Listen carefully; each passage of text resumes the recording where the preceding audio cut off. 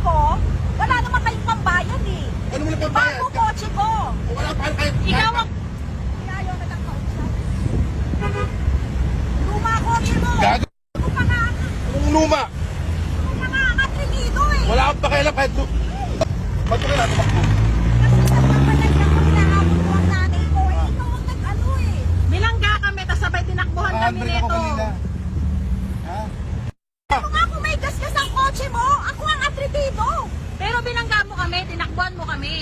Ba't ka tumigil? Nagmamadali lang ako kasi Oh. kahit ako makipag-ano sa'yo, Oh. wala ka namang pambayad. Ano mo na pambayad? Tato ka ba? Ano mo ah? Yabang mo ah.